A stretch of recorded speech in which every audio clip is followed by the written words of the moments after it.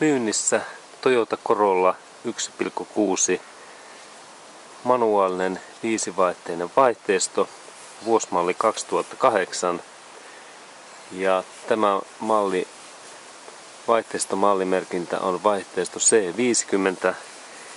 Ja tätä vaihteistoa käytettiin Corollan malleissa, vuosimalleissa 2007-2013. Ja kyse on siis tästä uudesta Toyota Corollan mallisarjasta, jossa oli 1.6 Twin Valvematic Twin VVTi moottori. Ja tällä moottorilla on ajettu 52 000 kilometriä. Siinä näkyykin tämän vaihteiston tiedot. Ja sitten katsomme, mitä tähän vaihteistoon kuuluu mukaan.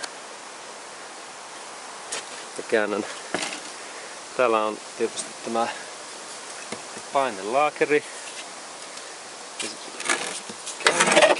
Käännän tänne puolelle. Täällä näkyy tukitanko. Ja täällä puolta löytyy vaihteiston mekanismi. Ja täällä on tämä puoli. Ja katsotaan tämä alue.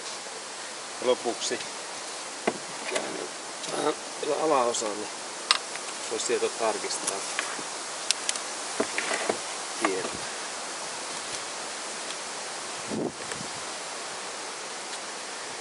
Ja täällä sitten lopuksi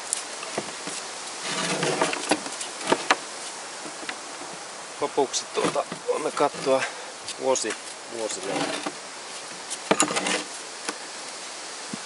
vuosileiman, joka löytyy täältä sisältä, ja siellä näkyy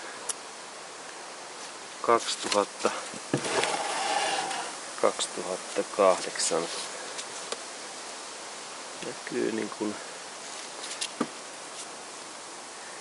se on täällä tämä logo.